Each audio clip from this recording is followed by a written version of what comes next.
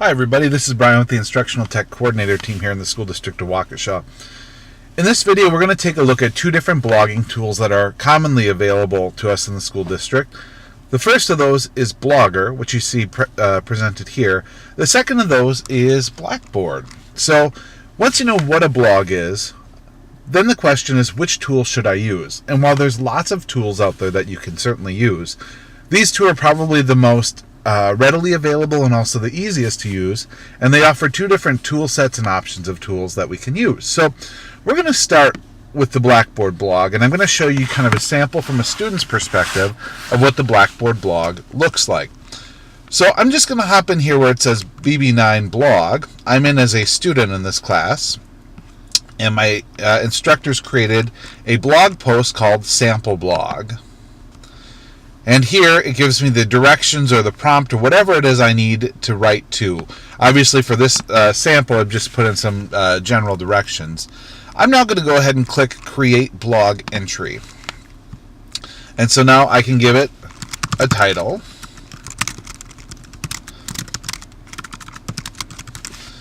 I can begin typing my text, whatever that may be, my responses. I have all the same functionality that I've always had in Blackboard with the ability to add images, videos, links, bullets. So it's fully functional as far as formatting goes, and really will give me the opportunity to add whatever I need to. I can also attach files to my blog. So a lot of the things that I can do in Blackboard in assignments and quizzes, I can also do here with my posts.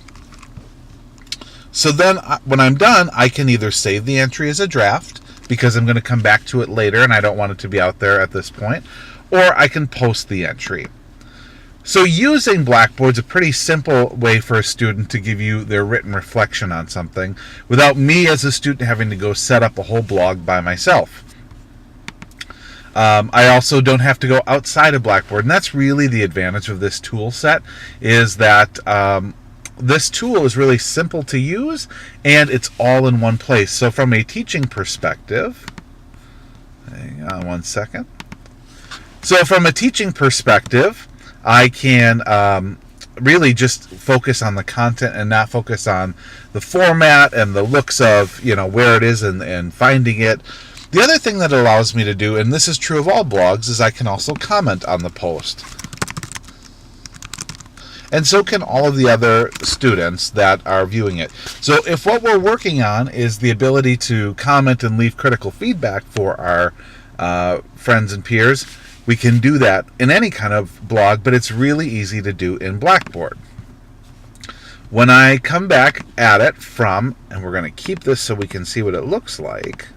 When I come back at this from a teacher side of things, I can see the sample blog. I can see since the last time I've looked how many other entries have been put in place, which make this tool really easy to use, and then they're indexed by students here. So if there were more students, I can see that this is a new post. I can also see that there's a comment there.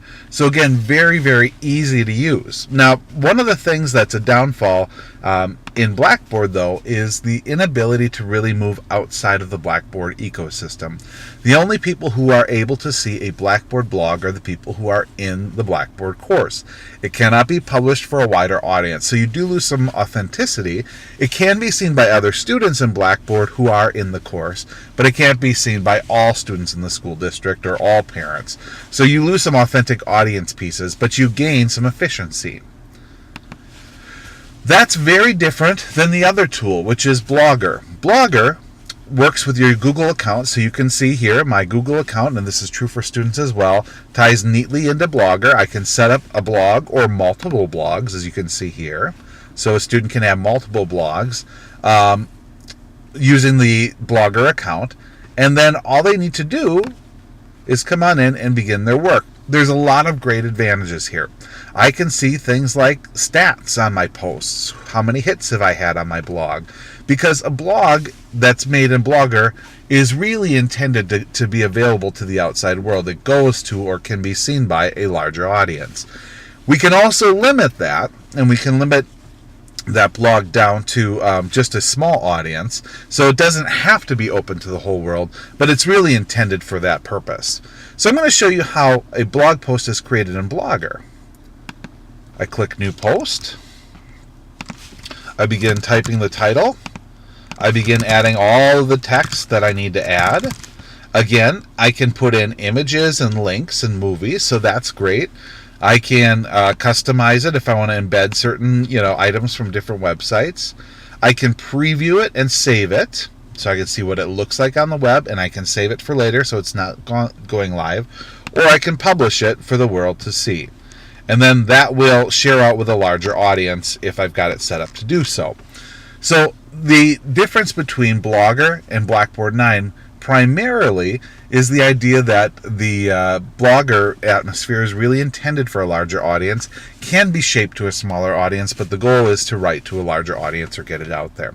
The other thing that Blogger allows you to do that the Blackboard 9 doesn't allow you to do is really play with the look of your blog. And this is something, especially as students get into writing and creating their own blog, they may want to be able to change the look of the blog. Oh, I like that, and I'm going to add it, and I'm going to customize it. So they can change the way their blogs look and feel. So those are the two big tools, and what you really have to think about is, how wide do I want my students' audience to be? How public would I like it to be? How easy would I like this to be from my perspective for grading? Because as you can see here in the Blogger dashboard, there is no all-in-one place where all of your students come to one common place, unless you use a format where there's a single blog and the teacher is the blog post is the prompt and the comments are the students' thinking, which you'll have learned about that already in the previous video where we talk about blog formats.